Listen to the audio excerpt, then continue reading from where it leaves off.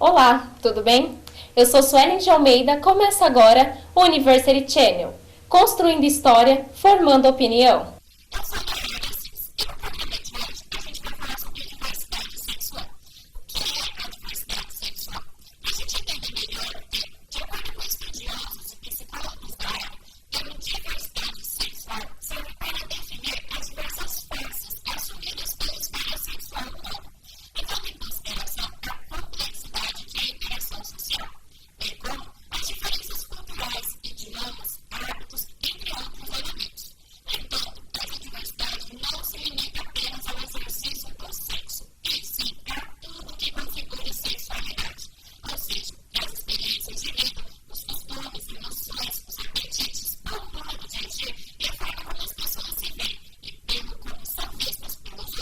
Confira agora a entrevista sobre o tema diversidade sexual, com o empresário e proprietário da Casa Noturna Labirintos International de Bauru e presidente da Associação Bauru pela Diversidade, Luiz Ricardo Ferreira, mais conhecido como Rick.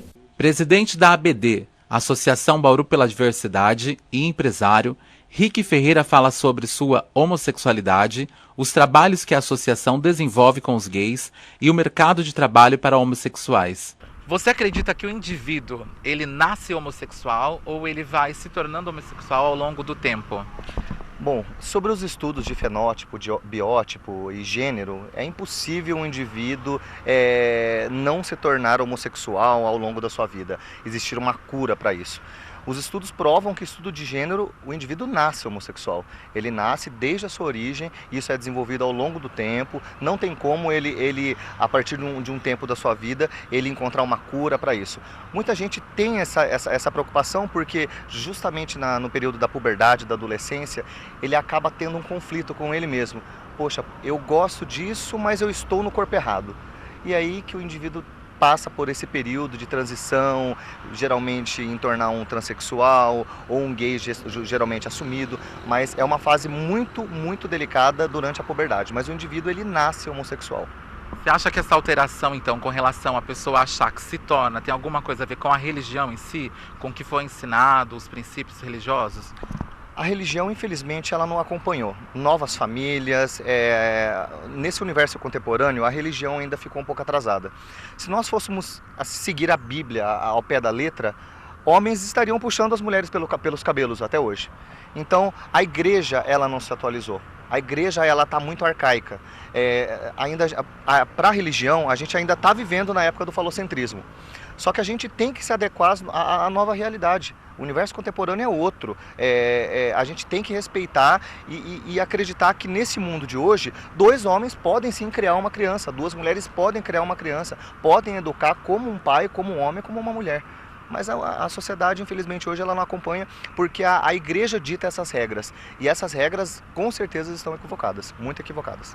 Rick, por que em outras cidades o movimento é chamado de parada gay e em Bauru é chamado de parada da diversidade?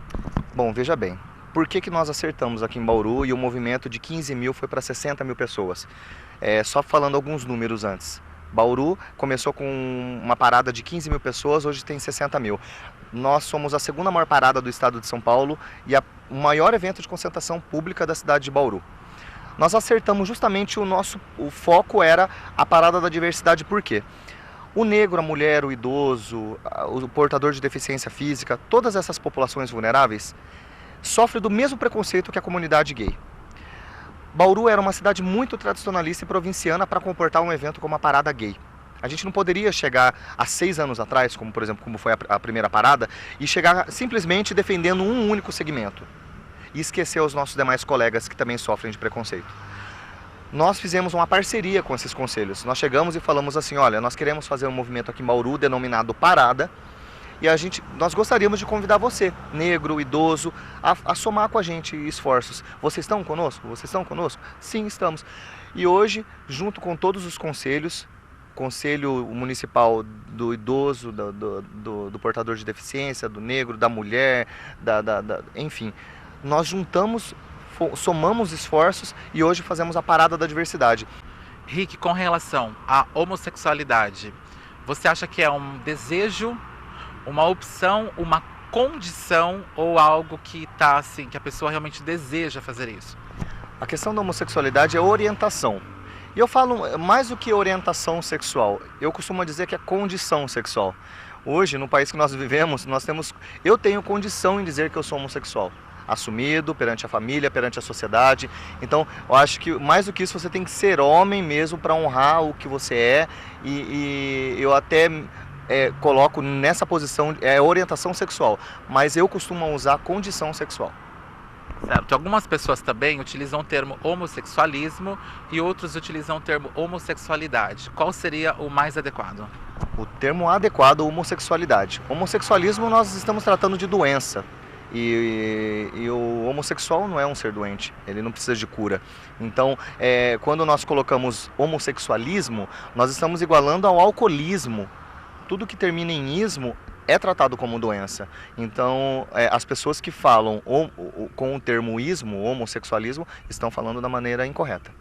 Certo. Todas as pessoas que participam da parada, da diversidade, as pessoas que participam da associação, eles têm um conhecimento dessas diferenciações? Tem, todos têm. Aliás, a Associação Bauru pela Diversidade tem levantado um universo de militantes conscientes e pessoas bem instruídas para dar continuidade no nosso trabalho. Porque um dia o Rick acaba, um dia o Marquinho acaba, o João acaba, mas esse é o nosso objetivo. O objetivo maior hoje, meu, enquanto presidente da associação, é deixar militantes que consigam atingir os objetivos enquanto políticas públicas, enquanto saúde, enquanto condição de ser humano, enfim, é levantar militantes que não apenas levantam a bandeira ou que apenas vistam a camisa, mas que vão dar continuidade nesse trabalho para levantar novos militantes no futuro. Certo. Essas pessoas, elas querem ser inseridas também nas questões religiosas, poder participar dos cultos ecumênicos, cultos evangélicos. Como isso tem sido visto atualmente? Eu frequento uma comunidade evangélica. Na comunidade evangélica onde eu frequento, eu sou muito bem recebido. Mas eu não sou bem recebido porque eu sou presidente da ONG, porque eu sou empresário, porque eu sou uma figura pública. Eu sou bem recebido porque o meu pastor, ele entende que eu sou um ser humano e que também tenho acesso à religião. O meu pastor, ele me cumprimenta com um beijo no rosto na frente de todos os membros, ele me respeita, porque ele não me condena. Ele não condena que as minhas atitudes é um pecado. Porque ele é um ser humano e ele não pode me condenar. O único que pode me condenar é o ser superior, é Deus. Se tem alguém que pode me condenar e me julgar nesse mundo, é Deus. Então, eu posso frequentar sim a comunidade evangélica, onde eu frequento, com o maior prazer. Convido todos a participarem também. E essas igrejas que estão excluindo homossexuais ou que estão excluindo transgêneros ou transexuais das suas comunidades, seja ela católica, evangélica, ecumênica, umbanda, enfim, eles estão equivocados, porque eles estão julgando o ser humano e não está dando acesso ele a uma espiritualidade. E eu acho que o ser humano precisa disso. Ele precisa refletir, ele precisa rever seus conceitos, ele precisa se perdoar, ele precisa ter acesso à palavra de Deus. Todos nós temos esse direito. Esse direito foi nos garantido pela Constituição. A Constituição de 88 me deu o direito de ir e vir. E eu tenho direito sim a ter acesso à palavra de Deus em qualquer âmbito, em qualquer lugar, seja ela. E se uma porta de uma igreja não se abrir, eu vou ter acesso à palavra de Deus na minha casa. Eu vou abrir a Bíblia e vou ler a Bíblia. E isso ninguém pode me impedir. Então a questão da religiosidade tem avançado, mas ainda tem resistência em alguns segmentos que precisa ser quebrados. Uma outra questão é as novelas. Existem personagens, a TV aberta está inserindo personagens gays nas novelas. Você acha que isso tem contribuído de uma forma positiva ou negativa? E principalmente atualmente, uma novela que a gente tem acompanhado em TV aberta, o personagem atual, isso tem contribuído positivamente ou negativamente para o movimento? Tanto positivo quanto negativo. Como eu digo em todas as entrevistas, tem uma pesquisa já muito bem fundamentada, que quanto maior a nossa visibilidade, maior a repressão. Quanto mais os gays estão nos jornais ganhando espaço, estão nas novelas, estão nos shoppings andando de mão dadas, enfim. Enquanto o gay está se destacando, maior é o índice de repressão, porque esse universo de homofóbicos, eles ficam com mais ódio ainda. porque nós estamos tomando um espaço que eles pensam que não é nosso. Então, há um ponto positivo, porque isso é visto como para a sociedade como uma diversão, um entretenimento, mas também tem um lado negativo, que essa visibilidade muito grande, ela nos prejudica um pouco.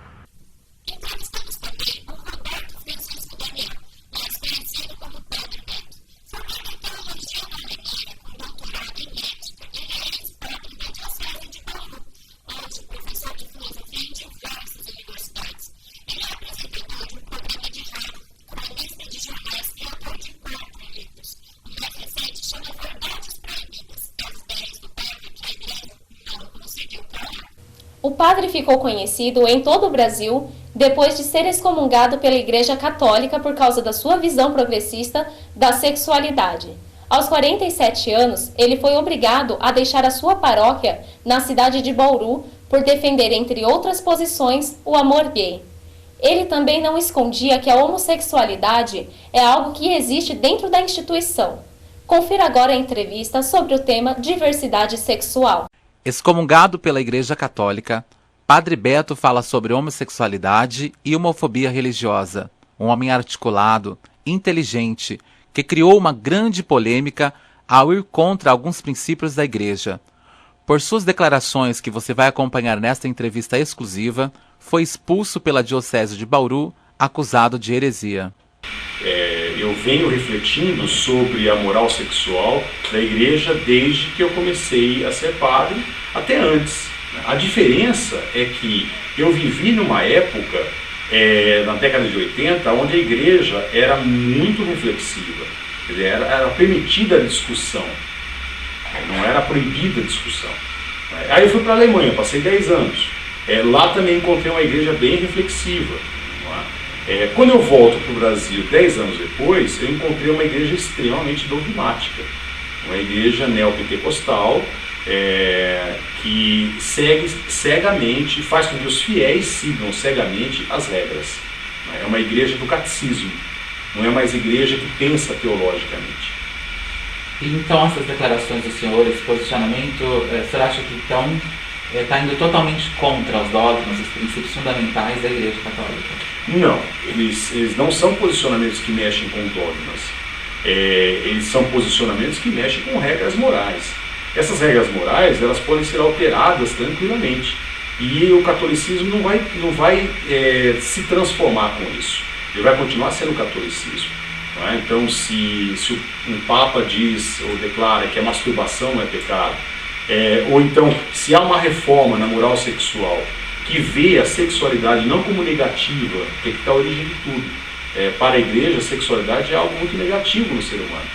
E aqui dá origem para várias coisas, desde a masturbação, posições sexuais, com sexo oral, sexo anal, enfim, mexer com zonas erógenas, né, para prazer, o sexo como lúdico, né, com prazer, até a questão do planejamento familiar e da homossexualidade. Tudo isso vai se tornando pecado, a partir do momento que eu vejo o sexo como negativo. Mas vamos supor que a religião católica comece a ver o sexo como positivo, como saúde, como um aspecto lúdico do ser humano, que ele deve cultivar. Não é? O catolicismo continua a ser catolicismo. Ninguém mexeu em dogmas aqui. Eu criaria um cisma com a Igreja Católica se eu dissesse, não gente, o Cristo não é filho de Deus.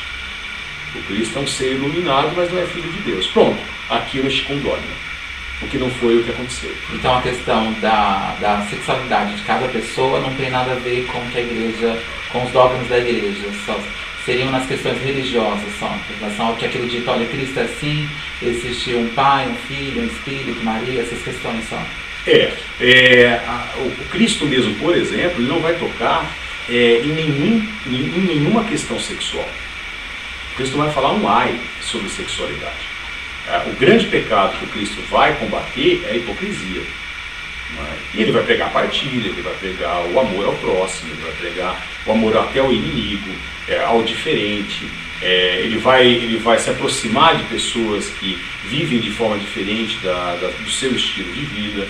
Quer dizer, nós não temos no Cristo nenhum dogma que têm a relação com a questão moral. As regras morais vieram depois, através de Paulo, por exemplo. Paulo é que trouxe para o cristianismo regras morais que na verdade nem são dele, são do estoicismo, são regras estoicas, que não tem origem nem no Cristo, e nem no cristianismo nascente. Paulo vai introduzir essas regras morais com essa visão de que o corpo é algo negativo, é algo que deve ser domesticado de forma extrema. Em que momento o senhor decidiu realmente dar esses posicionamentos? Inclusive, senhor, com relação a Cristo, o senhor disse que houve uma cena, digamos, erótica, quando ela lavou os pés, acho que Maria Madalena lavou os pés dele, e aí o senhor disse que ele curtiu, teve uma declaração dessa, né? O senhor falou que ele estava curtindo o momento, que ele deixou, então que partiu dele também aí esses estudos, essa questão de realmente falar, olha, os seres humanos, eles não são sexuados, eles são sexuados, eles precisam ter essas questões, eles precisam ter a sua satisfação pessoal com relação a isso. Eu acho que não houve um momento em que eu tomei uma postura, ou assumi uma postura. Eu acho que isso foi vindo de forma natural. Não é? Por quê? Porque eu sempre fui uma pessoa bem resolvida com a minha sexualidade. Não é? Então eu sempre tive um prazer comigo mesmo. Eu não entrei virgem para o seminário, então eu entrei com 27 anos, com uma boa experiência sexual. Não é? Então vivi como universitário, como jovem, o que você puder imaginar em termos de experiência sexual, eu vivi e não entrei virgem, né, para o seminário. Então entrei muito bem resolvido com essa questão. Assumi o celibato, a partir do momento que eu entrei para o seminário, eu vivi de uma forma ética o meu celibato, ao contrário de muitos colegas que eu tenho, que não vivem de uma forma ética, vivem de uma forma dúbia o seu celibato, mas nunca neguei a minha sexualidade. Quer dizer, eu fico na minha masturbação muito bem, não é? Eu tenho meu prazer comigo mesmo, não é? Então eu sou muito bem resolvido nesse sentido. Então eu não vejo a sexualidade como negativa, pelo contrário, como algo muito prazeroso e positivo no ser humano. E então para mim sempre foi muito natural enxergar cenas como essa, não é? como cenas ótimas, não é? E esclarecer as pessoas de que se sentir culpado por uma relação sexual, se sentir culpado por um prazer sexual, é uma grande bobagem. Então isso foi surgindo naturalmente. Eu sempre fiz parte da evangelização. Por quê? Porque para mim evangelização é fazer com que o ser humano se torne mais humano. E portanto mais divino. E portanto mais sintonizado com Deus. A intenção do senhor foi se aproximar das pessoas, não afastar as pessoas da igreja católica? A intenção minha não foi uma estratégia. A intenção minha não foi nenhuma intenção, foi simplesmente contribuir para que as pessoas sejam felizes, não é? E tenham uma felicidade lúcida, não é? E não fiquem com bobagens na cabeça, não é? Ou não fiquem com sensação de culpa, porque na confissão, principalmente na confissão, dois temas são básicos: sexualidade e relacionamento humano. E a gente viu quanto existem pessoas sofrendo por questões que são bobagens, não é? Que na verdade não tem a ver com o pecado. O que é um pecado? O pecado é um ato de desamor, não é? Isso é um pecado, comigo mesmo e com o outro. Então, se eu judio de mim, se eu tenho um desamor em relação à minha pessoa, se eu tenho um desamor em relação ao outro, eu estou cometendo um pecado. Não é? E a sexualidade, se ela for bem vivida, não é? Tudo, absolutamente tudo que você pode fazer sexualmente, não é? Com uma outra pessoa, desde que haja consentimento e os dois sejam adultos, nada é pecado. Nada é pecado. Por exemplo, vamos citar um exemplo aí, uma grande preocupação dos homens. Tá? Os homens heterossexuais têm uma grande preocupação de serem confundidos com homossexuais. Não é? E qual é a preocupação? A preocupação é não falhar. Então, numa relação sexual com a mulher, se ele falha, ele vai já criar um complexo, uma preocupação de que ele pode ser confundido com homossexual. Tá? Outro ponto interessante, que não sou eu que falo, é Gicovati que fala. O homem nós temos zonas erógenas, todos nós. Então, os nossos mamilos são zonas erógenas, o meu pênis é a zona erógena e tudo mais. Meu ânus também é uma zona erógena. Agora, não é porque eu toco meu ânus não é, que eu sou um homossexual. E para o homem isso é um tabu terrível. Não é? Por isso que muitos não vão fazer exame de próstata. Por quê? Porque vai tocar no ânus. Não é? Mas tocar no ânus para o homem é perder a virilidade. Não é? Porque não tem nada a ver uma coisa com a outra. Então o ser humano ele cria fantasias que são absurdas e que acabam escravizando o próprio ser humano.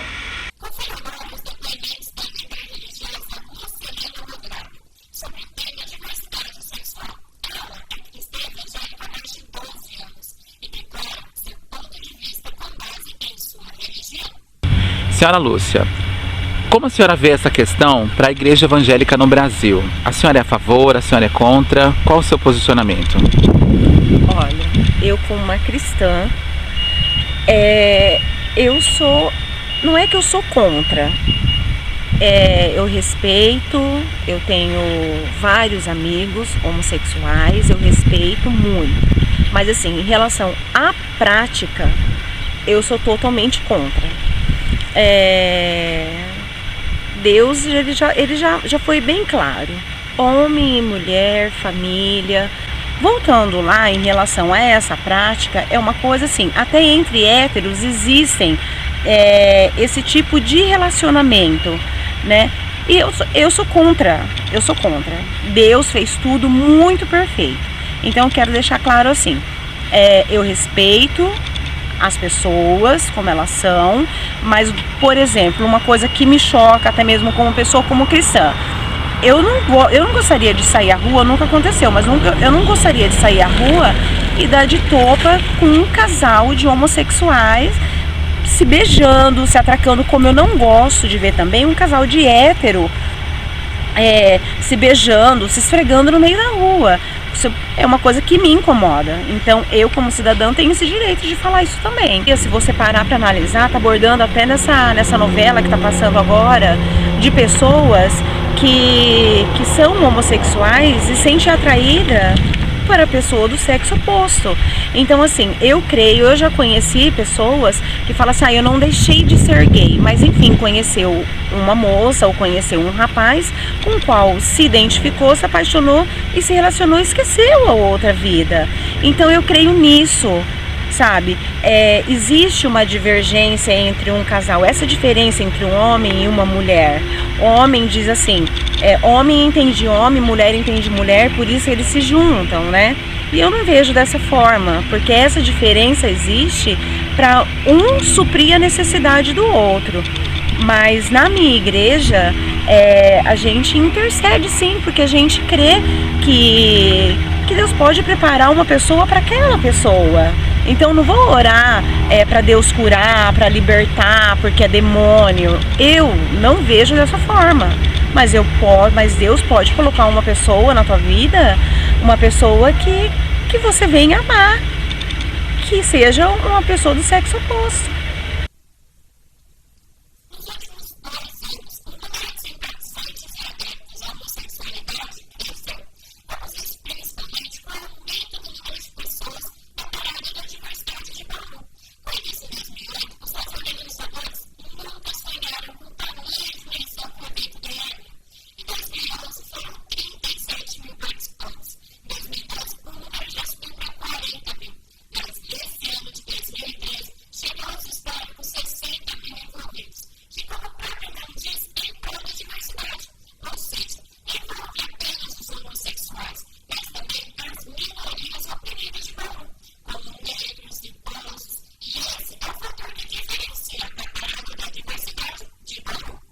O University Channel vai ficando por aqui. Agradecemos a sua audiência.